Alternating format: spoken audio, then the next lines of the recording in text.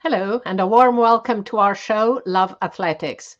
In this program, we bring you the highlights from our sport with expert input from different continental areas. And we're delighted to have with us today Jonathan Gault of premier running website, letsrun.com. Hello, Jonathan. Lovely to see you, and a big thank you for joining us. Hi, Anna. Lovely to be here. I'm excited for this. This should be fun. Definitely looking forward to it. So the main focus of today's program is going to be marathons, and Jonathan is the best person to discuss a subject that he knows inside out. But let's start by learning more about our guest. So Jonathan, I've known you for years, but I never asked you what motivated you to get involved in athletics and start a career as a sports journalist. Oh man, well, I've always loved sports, and I grew up playing soccer in England and then the United States when I moved here in 2001. But I realized when I started running in high school, I was actually a lot better at running, distance running, than I was at soccer. So I ended up focusing on that. I ran collegiately, and then when I graduated, I wanted to get into sports media somehow. I would have been happy writing about any sport, really, but I had the opportunity to get an internship with letsrun.com in the summer of 2014. Had a great time. They liked my work. They hired me full-time that fall, and I've been covering the sport for Let's Run ever since. Brilliant.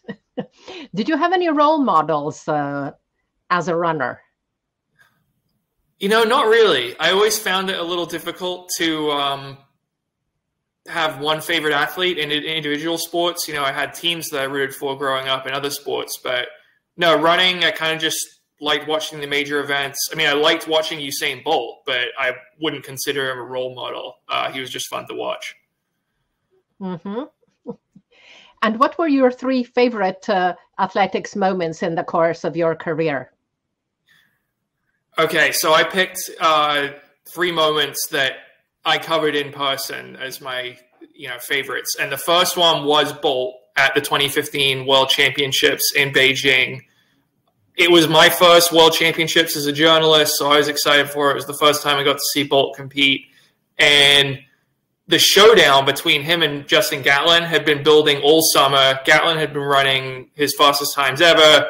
Bolt was a little banged up with injury. People were curious, would he be able to beat Gatlin? He had this big winning streak at global championships, and the final was amazing. Gatlin got out to a lead, but Bolt was right with him, and then Gatlin's form broke down just before the finish line. Bolt nipped him, ran 9.79, beat him by 1/100th of a second, and then on the PA system afterwards, they started playing One Love by Bob Marley as he did his lap of honor. I just thought it was a really cool moment and kind of showed you how great Bolt was, that he could summon his best when he needed it the most. Absolutely. And playing One Love at athletics events in Jamaica is great. I remember the World Juniors in 2002. They were playing it every time Jamaica won a medal, and of course they won a lot. So it was an amazing atmosphere. Yeah, but that was Bolt's big breakout, right? He won the 200, I think. He was only 15 years old. Exactly.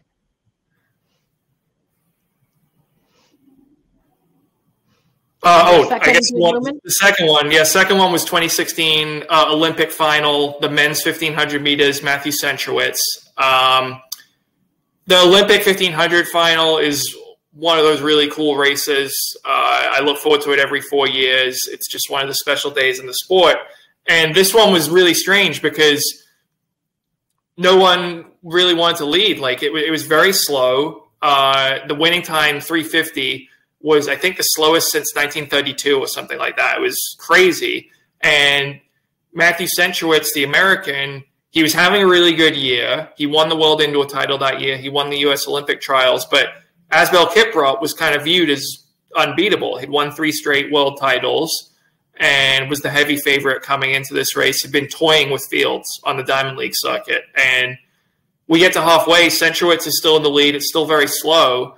And at that point, I'm starting to realize, oh, can he hold on all the way to the finish line? And he told me afterwards, like, once he realized he was in the lead halfway, he's like, all right, I'm here. I can't let anyone pass me.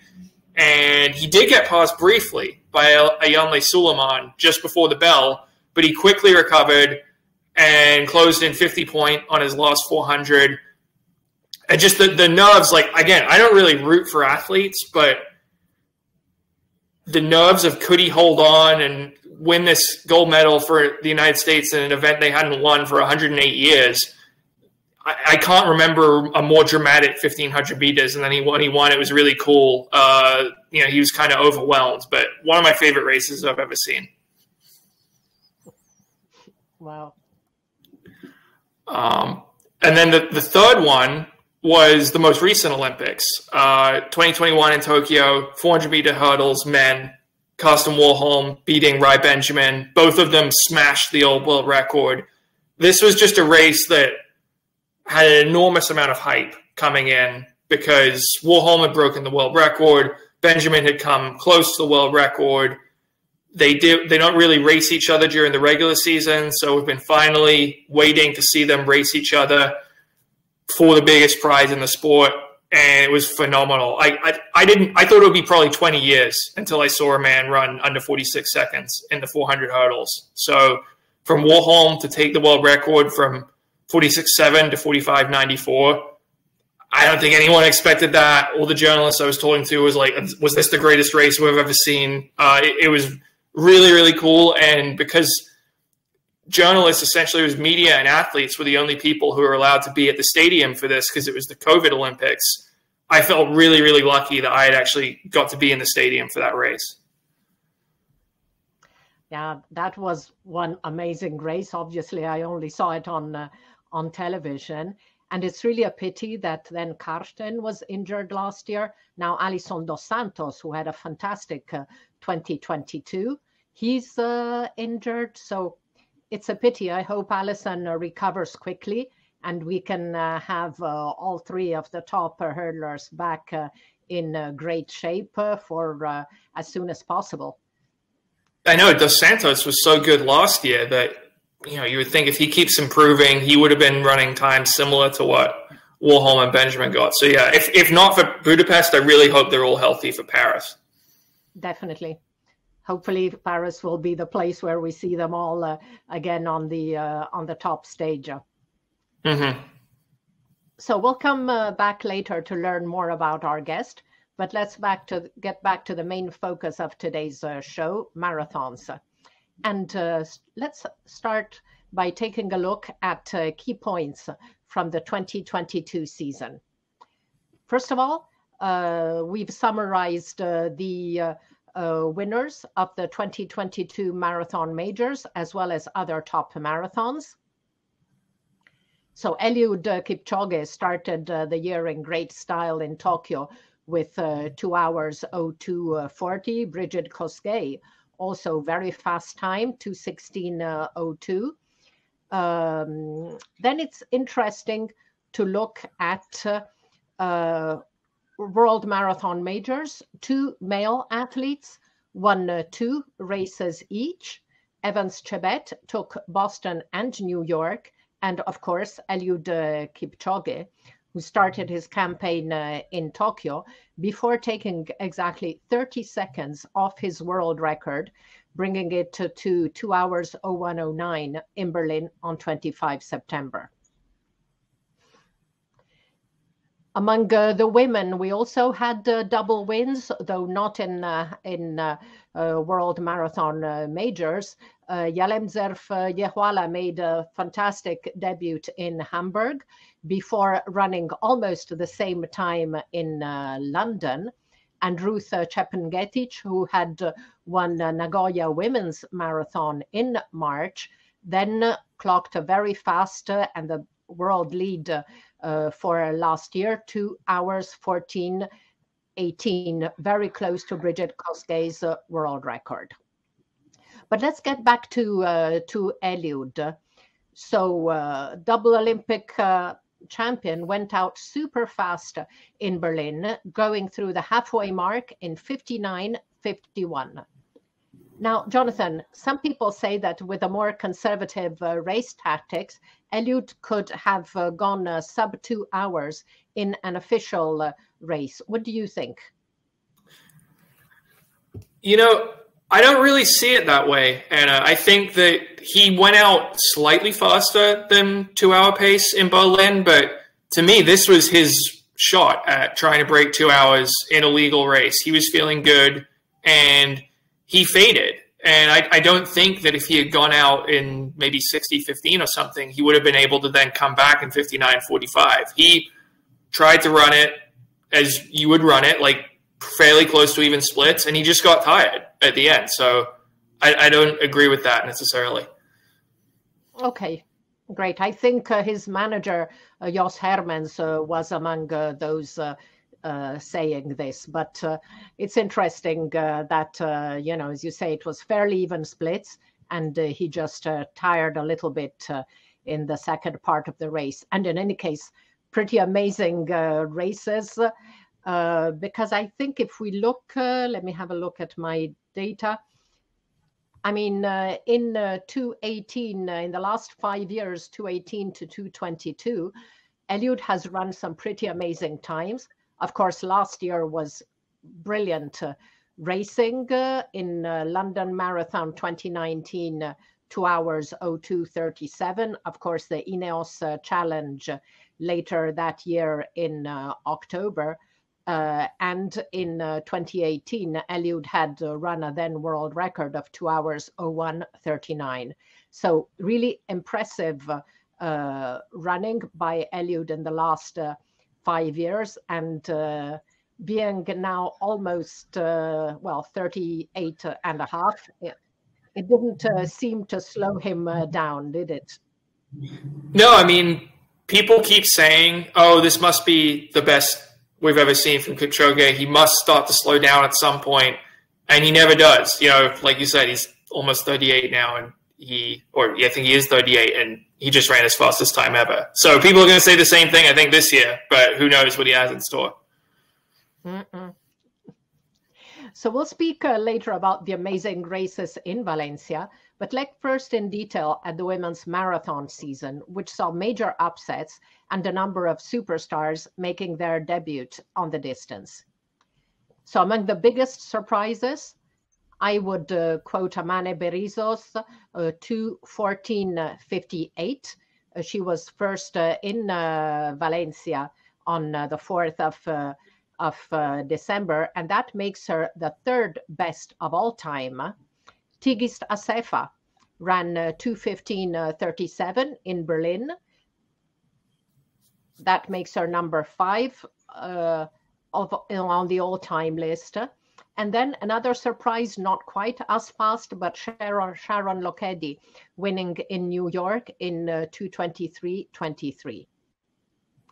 So, Jonathan, those were indeed 3 major upsets. Now, which one surprised you the most? I think it was Tigist Assefa, and part of it was the first full marathon. So by the time Berizzo ran her 2:14, we had already seen Assefa run 2:15. We had seen Ruth Chepngetich run 2:14 in Chicago. I was kind of getting used to having these crazy fast times, but Assefa, that was the first time any woman had run 2:15 since Paula Radcliffe. We'd obviously seen Kosgei run faster when she broke the world record, but time in the 2:15s, she was only the second woman to do it. And this was a woman who ran the 800 at the World Championships, I think, back in 2015. She has a 1:59 800-meter personal best. For her to step up and run a 2:15 marathon, it didn't make any sense to me then. It still doesn't make that much sense to me now. But, yeah, that one totally shocked me. Definitely. Now, as we were saying, in 2022, some top stars of our sport made their debut over the 42 kilometers 195, and most of them with excellent results. Here are the debut times and their places on the current all-time list. Letzenbet Gidey, 2 hours 16:49. That's the number 8th mark and the 7th performer. Alma Zayana, in Amsterdam in October, number 15 mark and 11th best performer. Sheila Chepkirui, third in Valencia, and yet number 18 of the all-time list, 13th performer. Genzebe Dibaba, also beaten into second place in Amsterdam, 31st mark of all time, 24th performer. Tsehai Gemechu, she was third in Amsterdam. Her mark of 2 hours 18:59 is the number 70 of all time, and she improved that to 2:16:56 in the Tokyo Marathon this year, which brings her to number 9 of all time. Then we have Sharon Lokedi in New York, and Helen Obiri, not very, very impressive in their placings in the all-time list, but still good performances. Now, we should also point out that as of 23 April 2022, the fastest ever marathon debut was still Paula Radcliffe's time of 2 hours 18:56 from the London Marathon in 2002. Now, that changed completely last year. First, we had Yalemzev Yehuala on 24 April, clocking 2:17:23 in winning Hamburg. On 16 October, Almaz Ayana, 2 hours 17:20 when she won Amsterdam. And on 4th December, 2:16:49 for Letzenbet Gidey with her second place in Valencia. And among the men, super impressive marathon debut by Kelvin Kiptoum, also in Valencia, 2 hours 01:53. Now, that was really stunning races in Valencia. So Letzenbet Gidey's had been highly anticipated. It didn't produce a win, but it did produce an amazingly fast debut time. And the men's race, really spectacular performance by Kelvin Kiptoum, who clocked the 4th best mark of all time, and he moved into 3rd place behind only marathon greats like Eliud Kipchoge and Kenenisa Bekele. Now, his stats in Valencia were totally impressive. Kelvin Kiptoum ran the second part of the race is 1 hours 00:05, fastest ever split. And in the 10-kilometer split between 30K and 40K, he clocked 28:05, while his 10-kilometer road PB is 28:17 from 2019, and his track PB over 10,000 meters is 28:27:87 from 2021. Now, Jonathan, you witnessed those epic performances in Valencia, including, of course, Amane Berizzo's win. What was your biggest takeaway from Valencia? Well, I think there are a couple things. One is on the women's side, there is a fearlessness by some of these women to go out very fast. That, you know, if we saw it with Ruth Chepngetich in Chicago, we saw it with Berizzo going with Letzenbet Gidey, and they were, you know, close to world record pace for that race, and then she actually drops Gidey.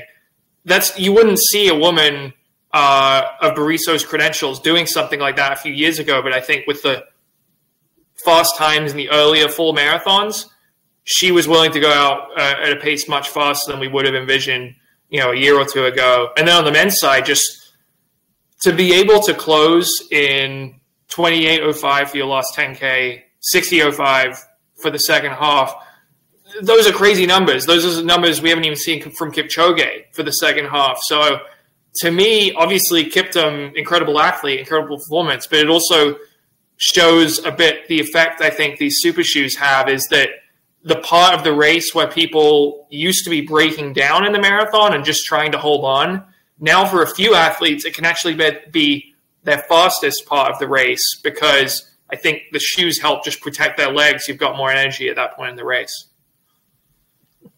Thank you, John. Let's go back and look at the transformation taking place, especially in the women's marathon.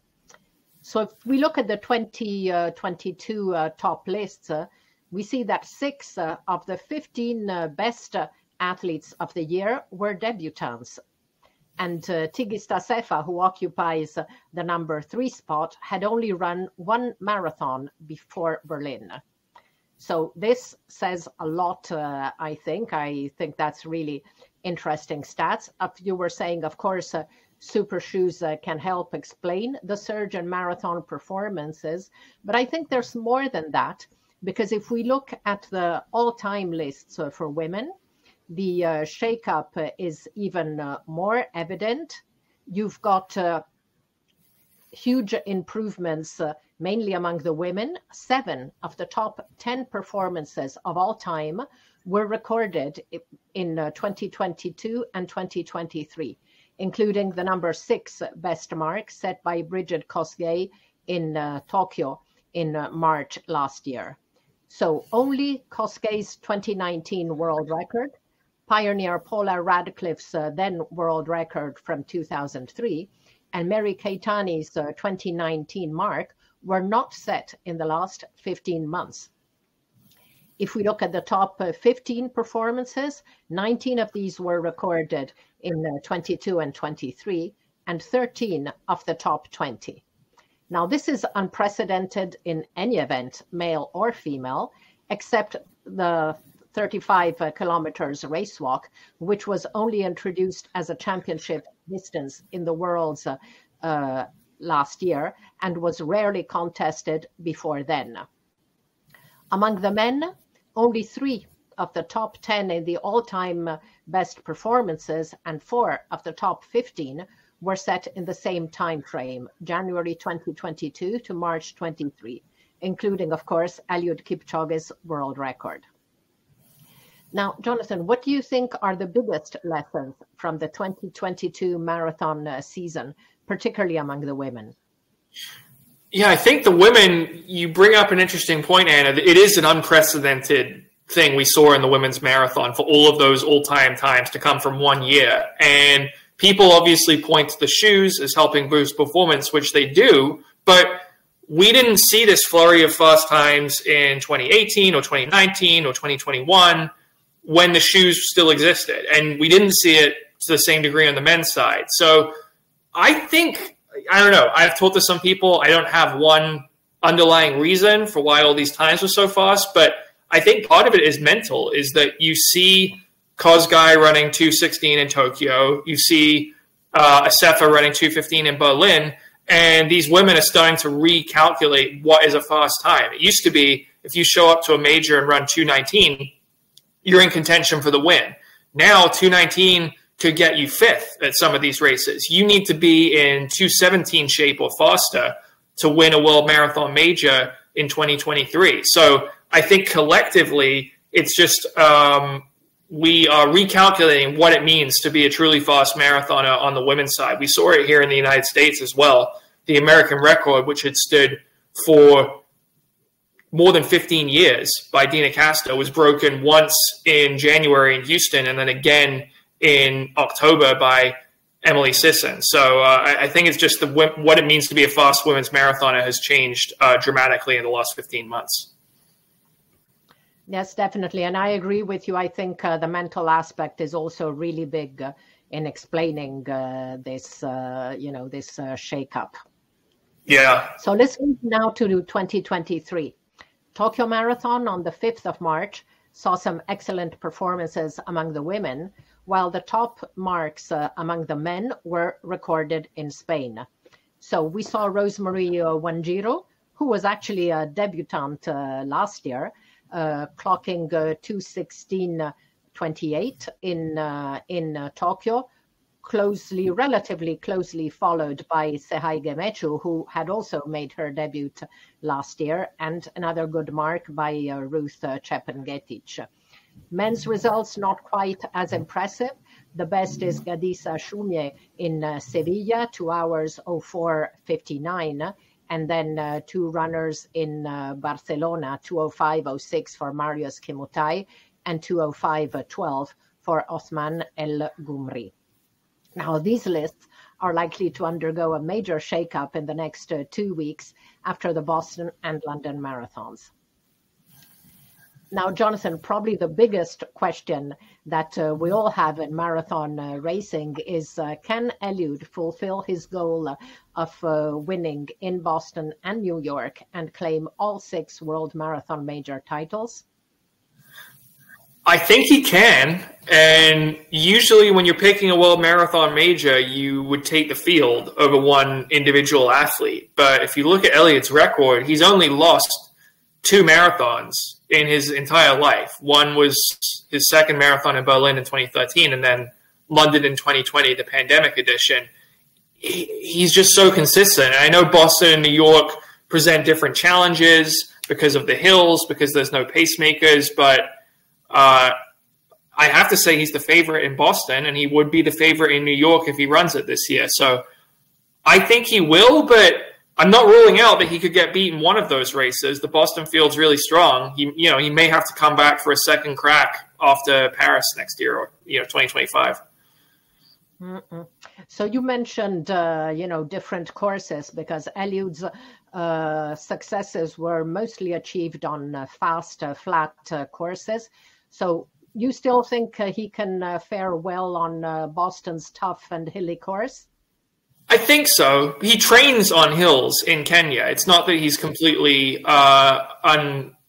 unadjusted, and I think he's the fittest guy in the field. So the big thing for him is going to be getting to, enduring those hills in Newton, I think. If he's still with the leaders and has something left, then I think he could go really, really fast, actually, those last 5 miles. But if he gets up to those hills and someone makes a surge that he's not expecting, or he's not feeling 100%, we've seen the last couple of years, there's going to be someone, whether it's Evans Chebet or Benson Kipruto, who is going to be feeling good at about 21 miles and is going to be able to crush that last 5 miles. But I think Kipchoge will be okay.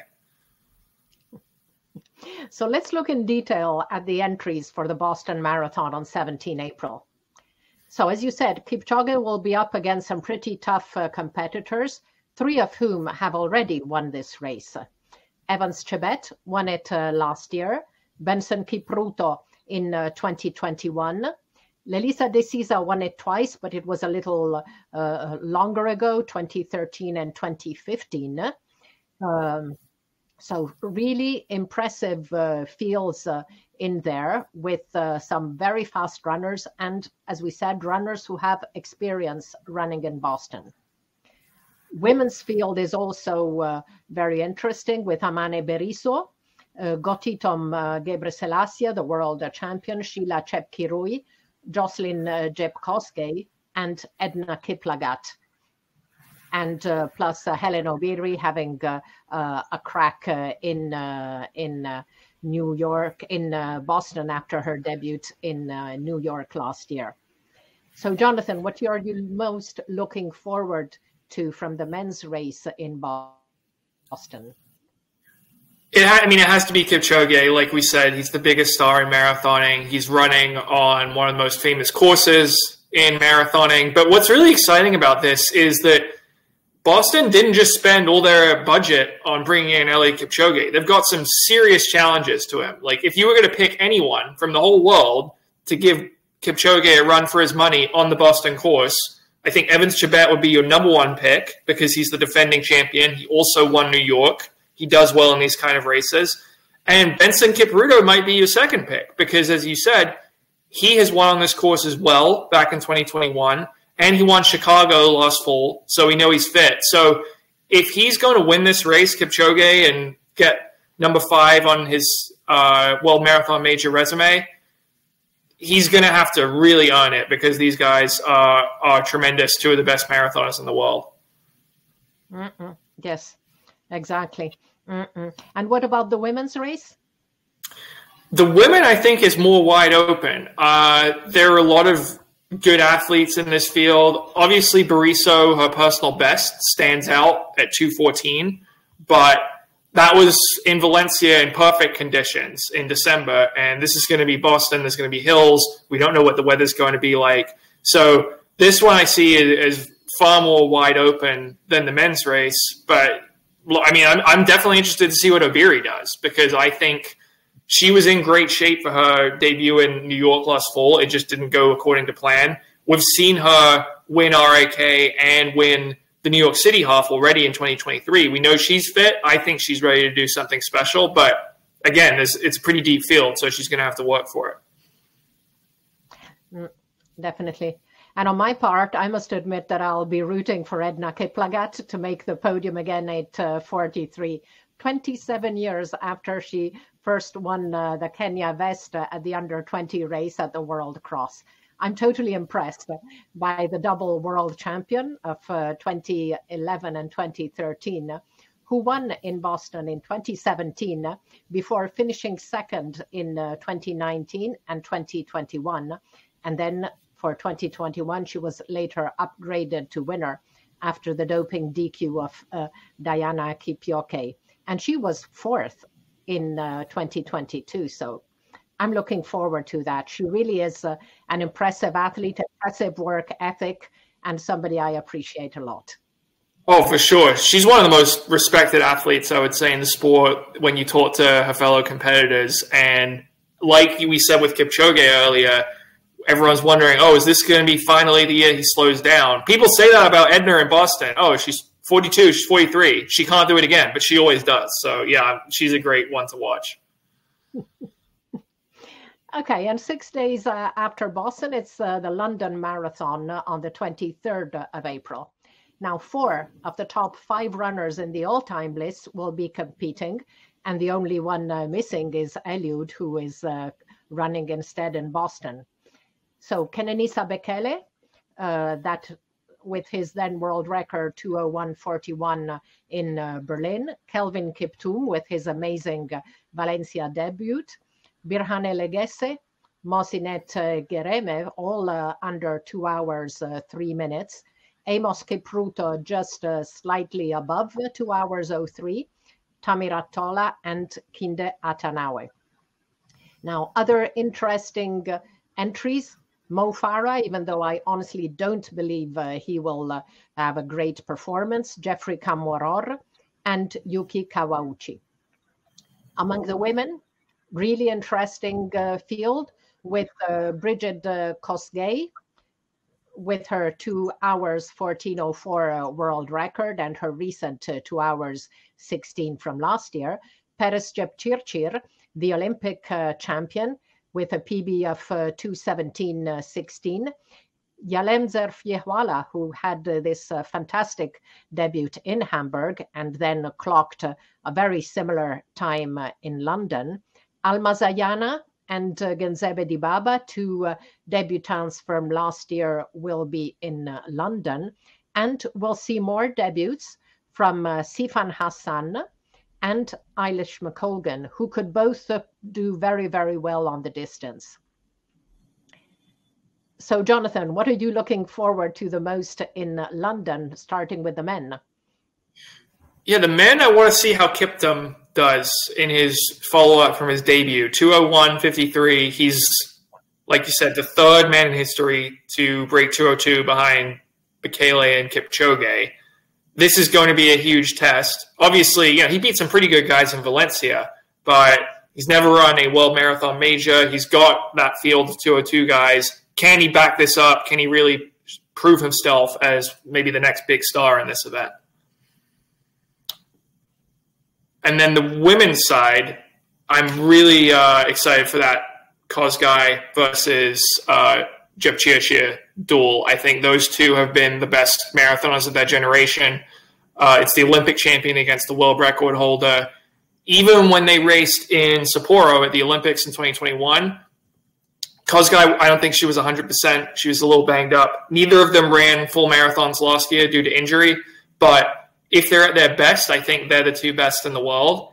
And to get them squaring off against each other, plus Gihalor, who has run really well in both of her marathons, that's going to be a fantastic, fantastic race. I'm so happy London made it happen. Exactly. And Yalem Zerfiehwala, she also had very good times on shorter distances this year. So it really is going to be interesting to see what's going to happen in London as well. Mm-hmm. Now, Yeah. looking ahead at the whole of 2023, do you think we can expect more stunning time from female marathoners as superstars like Letselbet Gidey, Alma Zayana, Genzebe Dibaba, Helen Obiri, they become more familiar with the distance and more top stars debut over the marathon? Yeah, I think we will.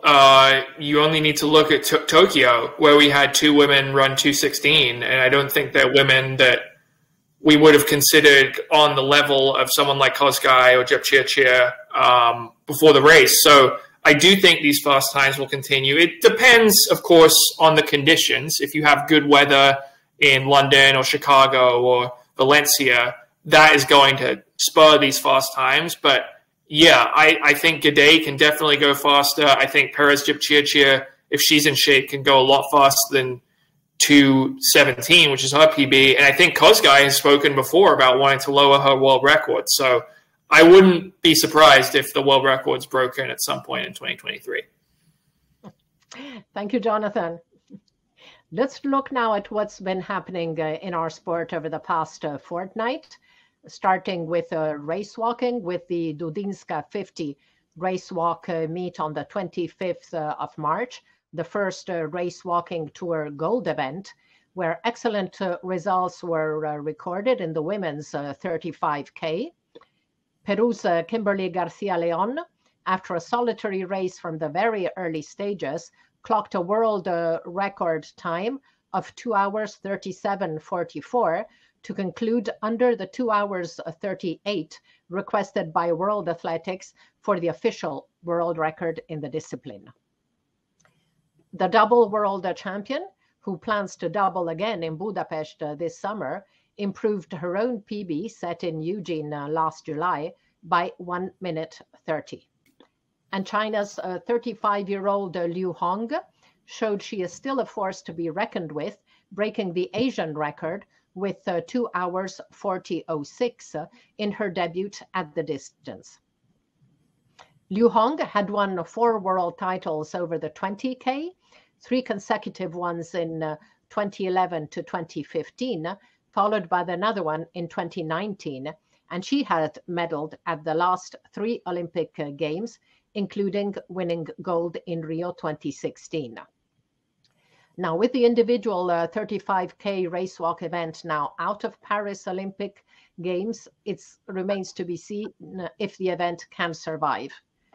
I think the athletes are really proving that they deserve to continue to have major championships staged at the distance. Now let's check now the best marks of the past fortnight, starting with men's events. And in the men's events, the top performances came from the South African championships in Potchefstroom, where Akani Simbine clocked a 9.92 in the 100 meters. And 2 days later, Wade van Niekerk clocked 44.17 on 400, his best time since 2017, after, of course, he suffered a freak rugby accident in October of that year. So I'm delighted to see that Wade is back at the very top. Texas Relays produced 2 really good marks in the pole vault, 5:86 by both Brandon Ellis and Zachary Bradford. And the other really striking mark of the fortnight was at the Florida Relays with the Canadian 4x1 relay of Aaron Brown, Jerome Blake, Brendan Rodney, and Andre de Grasse, clocking an excellent 47.80. Now, the best men's performances remains Berrijo Aregawi's 10-kilometer in Laredo, which he finished in 26:30. That's still the best mark of the year. On the women's side, we had some pretty impressive sprinting by Alana Reid, who clocked 10.92 in the 100 meters at the Boys and Girls Championships in Kingston. Now, this is a high school meet, and Alana Reid moved to number 5 in the all-time lists for senior. In the under 20 bronze medalist, and she's an overall world lead, so very impressive. Another really good mark at the Texas Relays by high hurdler Masai Russell, who clocked 20:36. As we saw, Kimberly Garcia Leon and Liu Hyung Hong in the 35K race walk, and the US Gault team again at Texas Relays clocked 41.75. Melissa Jefferson, Abby Steiner, Jenna Prandini, and Alia Hobbs. With the women, again, the best marks are from road events. Top mark for both men and women is Yalemzer Fiehuala's 10K in Valencia, which she completed in 29.19. And Rosemary Van Giro's 2:16.28 in Tokyo is also a very, very good mark. Now, Jonathan, Masai Russell has shown some good progress this year, both indoors and outdoor. Do you think she can be the new star of the US high hurdles? She could be, because the way the hurdles go, if you're hot that season, you can just kind of keep it rolling. We saw she broke the collegiate record, which belonged to Brianna McNeil in 2013, and McNeil ended that season as the world champion. So it could happen, but the hurdles is a tough event in the U.S. because you have Kenny Harrison, you've got Alicia Johnson, Tia Jones, Aaliyah Armstrong. There's a lot of talent in that event, but she's been off to a really, really good start this year for sure. Thank you. Now let's talk a little bit more about the Boys and Girls Championships in Kingston. So high school meet, always extremely impressive, with 2 top performances, both in the 100 meters, both breaking the top 10 of all time. Among the men, Boaje Nkrume, 9.99, number 3 all time for under 20 silver medalist. And among the women, Alana Reid, as we saw, 10.92, number 5 of all time and overall world lead. Jonathan, did you ever cover the Boys and Girls Champs in Kingston? I've never been there, never been to Jamaica, but it's definitely on the list of meets I feel like I need to go to at least once, because I always hear great things. The atmosphere is usually electric. And these times this year, I mean, this was one of the best editions ever to have sub 10 on the men's side and sub 11 on, girls and boys side. Really, it's crazy. I wish I could have been there for this. No, it definitely is impressive. I was lucky to cover it twice. I mean, this is a high school meet, and you have front page coverage in all the newspapers, 5 days of TV coverage, and the top Jamaican stars, all they talk about in the week before champs is champs, and they're all often decked out in their high school colors. They're, poking fun at each other. It's just amazing. Mm-mm. Yeah, I can't think of a similar atmosphere for a high school meet in the world. I know the Ekidens are big in college in Japan, but for them to be so excited about a high school meet, it's really cool. Exactly. And a lot of the Jamaican athletes say that, they're absolutely fine with pressure from world championships and Olympic Games, because having been, confronted with pretty high pressure when they were in high school, that means they're not as sometimes athletes find a little bit difficult when they go out to a major event, but Jamaicans have seen it all already. Yeah, makes sense. So we're already at the beginning of April. Indoor and cross seasons are over, and outdoor is only just picking up. So Jonathan, what were your favorite athletics moments so far this year? Yeah, I've had a few. I would say Yara Nagus's American record in the Wanamaker Mile at the Millrose Games. I'm a little biased here because I cover primarily U.S. track, but this was almost a world record. You know, he came very close to breaking the world record in this event. And the dominance he had over the last lap, I mean, he looked good when he broke the American record in the 3K 2 weeks earlier in Boston. But this was a really good field. You know, you had Neil Gorley, Ollie Hoare, some of the best milers in the world. He crushed them over the last 200. So I came away from this thinking, wow, Nagus, he could really be the next star in American distance running. It was a fantastic performance from him. The next one, I would say, 1 week later, very different circumstances, but equally compelling, was the women's race at the World Cross Country Championships in Bathurst, Australia. It looked like it was going to be Letesenbet-Gidey streaking to victory. You know, they were already announcing her over the loudspeaker as the champion and saying, you know, this is adding to her list of accomplishments, world record holder, world champion on the track. And then suddenly, out of nowhere, Beatrice Chebet storms by her. Gidey goes down just meters from the finish line. Her coach rushes in to pick her up. She's DQ'd. And Chebet is the champion. And this just reinforced, they say world cross country is the hardest race to win. This is why. Because you had an athlete like Gidey who in hot, humid conditions is pushing herself to her absolute limit. And it looks like she's gotten it just right, that she's timed it well. And then suddenly, snap of her fingers, she's on the ground, and it's a DQ. It's just wild. That's why I love world cross country. Anything can happen. Even the best athletes. We saw it with Joshua Cheptegei in 2017, who faded badly that last lap. Even the very best athletes can be brought low by an event because it's just so hard. No, that was definitely a very dramatic race. I just have a little bit of doubts about weather conditions, especially because World Athletics was making such a huge fuss in Doha about extreme weather conditions, and conditions in Bathurst were actually worse in terms of temperature and humidity. And of course, Doha was totally flat. But in Doha, they had hyped the temperature issue so much, especially in the race walk. You had lots of athletes competing with like ice collars to lower their body temperature.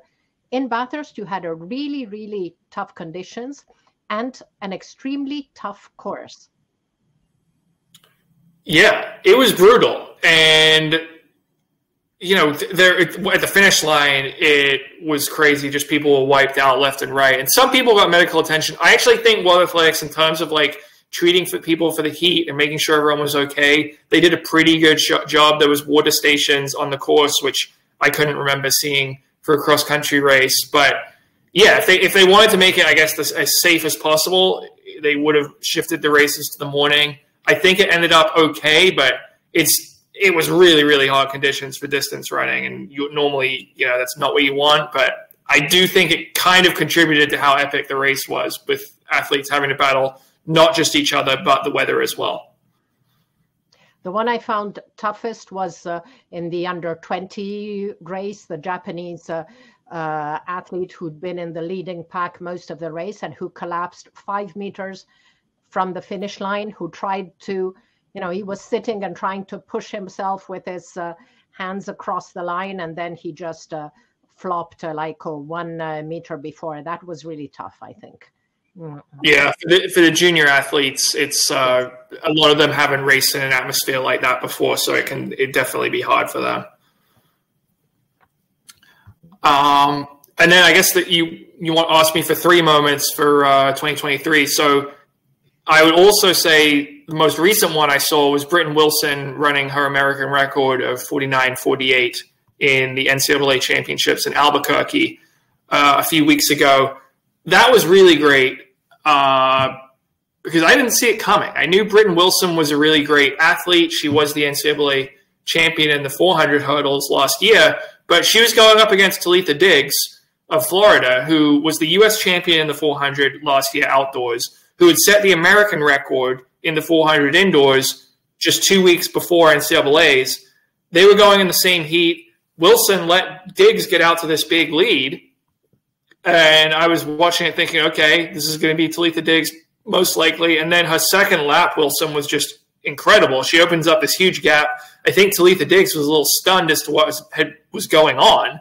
We knew Wilson was good, but she didn't really race the 400 much this year. She'd been doing over distance events, which she later said had been due to injuries. She just wasn't able to push herself really hard, really fast in the short distance stuff. But this performance really changed my mind. I'm like, wow, I think she's capable of reaching an entirely different level. This would have been the world record of just a few weeks ago if Femke Bol hadn't already beaten it. So that performance really left my jaw drop. Exactly. That is the most amazing thing. I mean, Jarmila Kratochvilova's record had lasted since 1982. Femke Bol breaks it, and we're all like, wow, this is amazing. And then just a few weeks later, Britton Anderson also goes under the record. And of course, she's also mainly a hurdler. So there's a really great story there.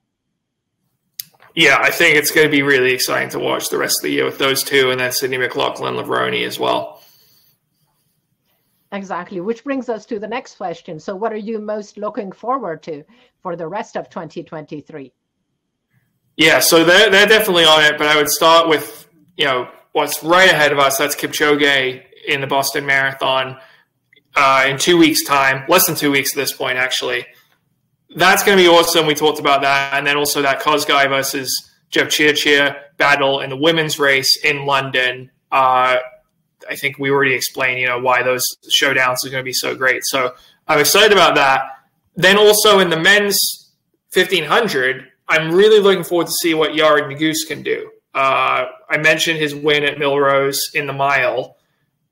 I think this guy, his ceiling, I think is gold medal ceiling. If you're running 3:47 in the mile and closing your last lap in 25 seconds, that's what it takes to win a gold medal. The thing is, that's a really tough event right now. You've got Jake Whiteman, the world champion. You've got Jakob Ingebrigtsen. You've got Josh Kerr, Timothy Cheruiyot. A lot of really good guys in that event. So I'm just curious to see how he can do. Nuguse, he qualified for the Olympics in 2021, but he didn't get to run there because he was injured. He didn't make the team last year in the U.S. So assuming he makes the team in 2023, this will be his first time competing at the senior level on the world stage. I don't know how it's going to go, but I'm excited to find out. So that's definitely something I'm going to be following. And then the 400 hurdles on the women's side. We already mentioned Britton Wilson. We mentioned Femke Bol. Those two, with how fast they ran indoors. I was thinking after McLaughlin-Levrone ran 50.68 in Eugene last year, there would be no one to challenge her basically forever. As long as she wanted to run the 400 hurdles, she was going to be the top dog. And now, with how fast these women are running, if you're running 49 mid indoors, that's probably 48 high or something outdoors. Very few women in the open 400 are running that fast, and these women are supposedly hurdle specialists. So is Sydney McLaughlin-Levrone going to respond to that and go even faster, or could they beat her? I don't know what's going to happen, but I really can't wait to find out in that event. Definitely. And I guess the final one I would say is the men's 100 meters, because, again, the star power. The men's 100 is always a great event to watch, but this year you've got Fred Kerley, who's the reigning world champion, and then you've got Noah Lyles, who's the 200-meter world champion. He wants to go for the double in Budapest. You've also got the 400-meter world champion, Michael Norman, saying he's moving down and he's going to be running the 100 meters. So right there, you've got three reigning world champions all squaring off in the same event. You've also got the silver and bronze medalists from Worlds last year, Marvin Bracey and Trayvon Bromell. They're both Americans. And you've got Christian Coleman, the world record holder indoors in the 60, former world champion in the 100.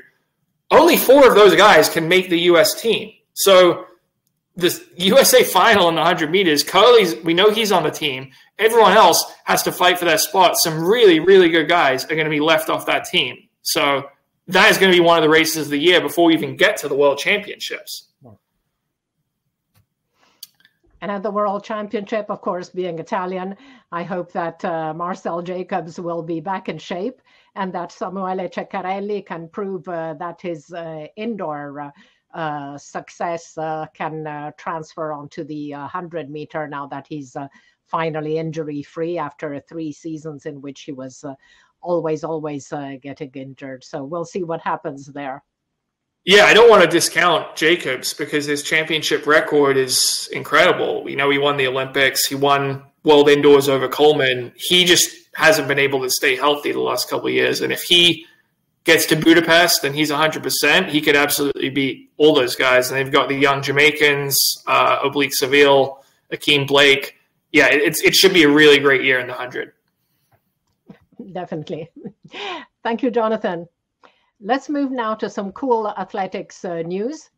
We've been talking about great marathon performances, and Italy's Antonio Rao signed a stunning one on 19 March when the 19-year-old runner completed the Acea Run Rome Marathon in 6 hours, 14:44, after a half marathon split of 2:49:40. Rao thus improved the previous age category best by over 31 minutes. According to Italian news outlets, Antonio had run the full marathon in 2009 when he was 75 in 4:56:38 and the half marathon in 2:01:00. So, grande Antonio Rao, really amazing example. So let's look now at upcoming events as we reach the end of our show. On the 7th and 8th of April, we have the Kenya trials for the African under-18 and under-20 championships. On the 8th and 9th, over the weekend, China Race Walking Grand Prix in Taizang, another Race Walking Tour Gold event. 12 to 15 April, Mount Sac Relays. 15 to 16, Pan American Race Walking Championships in Managua, Nicaragua. And then 3 top marathons, Rotterdam on the 16th, Boston on the 17th, and London on the 23rd. And on the 23rd, we also have another leg of the Race Walking Championships, the Korzeniowski Cup in Warsaw. So lots to look forward to, especially in the marathons, but also race walking for the fans. So we're now at the end of our program. It was great having Jonathan with us on the show.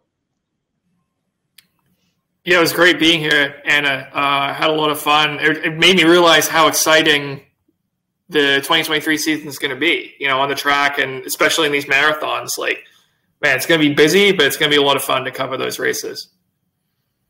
Definitely amazing. I'm really looking forward to this year's competitions. So thank you, Jonathan. Thank you all for watching, and see you in 2 weeks on Love Athletics to look together at the comments, highlights, and analysis of what's been happening in our sport over the past 2 weeks. Ciao, thank you.